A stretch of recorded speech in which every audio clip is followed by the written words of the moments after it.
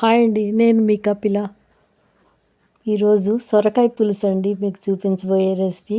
అసలు అది ఉడుకుతుంటేనే ఆ వాసనకి నోరు ఊరిపోతుందండి, అంత మంచిగా ఉంది అది. దానికోసం పులుసు పొడి రెడీ చేసుకుందాము. ప్యాన్లో 2 స్పూన్లు ధనియాలు వేయించుకోవాలండి. ఆ పులుసు పొడి వేస్తేనే పులుసుకి రుచి వస్తుందండి. తర్వాత చిన్న స్పూన్తో 3 స్పూన్లు నువ్వులు వేస్తున్నాను.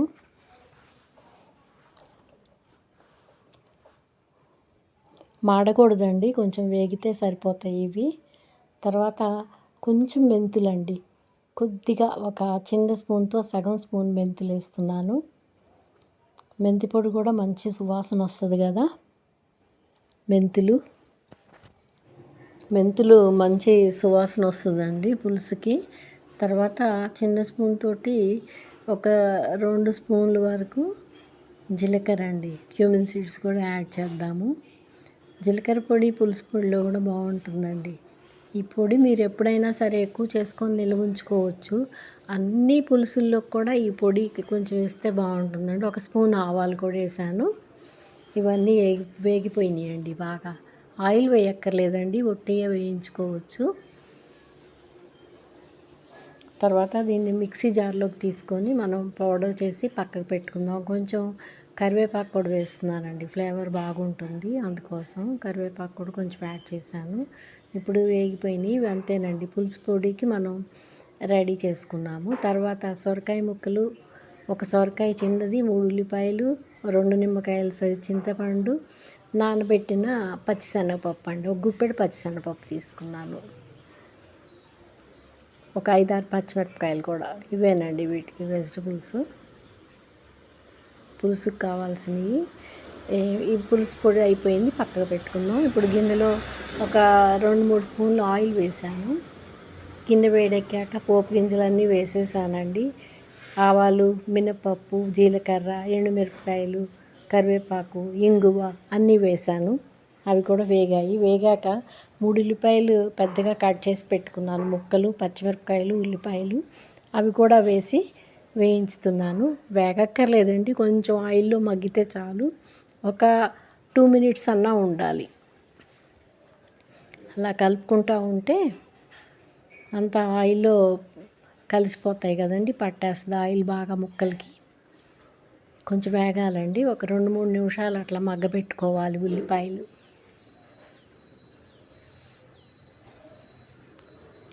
తర్వాత నేను పెద్ద పెద్ద ముక్కలుగా కట్ చేసి పెట్టుకున్నాను. అంటే పెద్దవి అంటే మరీ పెద్దవి కాదు, మనం సాంబార్లో వేసే సైజు ముక్కలు, సొరకాయ ముక్కలు అన్నమాట. మొత్తం సొరకాయ ముక్కలన్నీ కూడా ఇందులో వేసేస్తున్నాను. వేసి మళ్ళీ బాగా కలుపుతున్నాను ఒకసారి.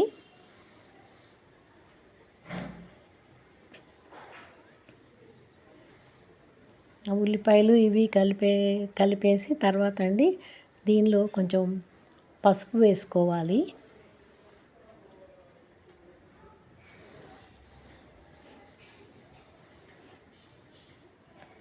పచ్చిశనగపప్పు నానబెట్టుకున్నాను కదండి, అవి కూడా ఇప్పుడు వేసేస్తున్నాను.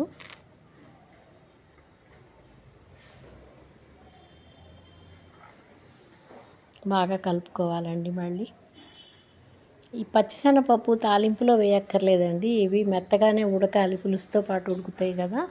వీటిల్లో 1 స్పూను, చిన్న స్పూన్ తోటి పసుపు, ఒక 2 స్పూన్లు సాల్ట్, ఉప్పు వేస్తున్నాను. పులుసుకి కొంచెం ఉప్పు బాగానే పట్టుద్దండి, ఎందుకంటే చింతపండు పులుసు కదా, తీయగా ఉంటుందంటే బెల్లం కూడా వేయాలి. ఇంకా కొంతమంది తీపి ఇష్టం లేని వాళ్ళు బెల్లాన్ని స్కిప్ చేసుకోవచ్చండి, ఆప్షనల్ అది. నేనైతే మాత్రం ఖచ్చితంగా బెల్లం వేస్తాను. దీనిలోకి నేను ఒక 100 గ్రాములు బెల్లం పక్కకు పెట్టుకున్నానండి. ఆ 100 గ్రాముల బెల్లం కూడా తర్వాత ఇది కొంచెం మగ్గాక పులుసు పోసుకోవాలి ముందు.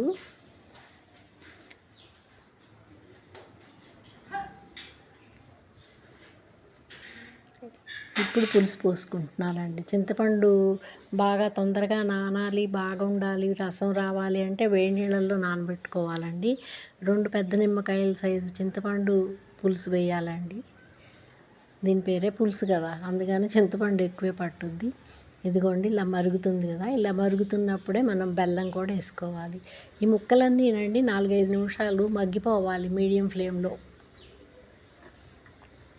సొరకాయ ముక్క మెత్తబడితే సరిపోతుందండి. ఇప్పుడు బాగా కలుపుకొని ఒక 3 మినిట్స్ అలా ఉంచేయాలండి. మీడియం ఫ్లేమ్లో ఉంచేసి ఇప్పుడు చూడండి పులుసు పొడి వేస్తున్నాను నేను.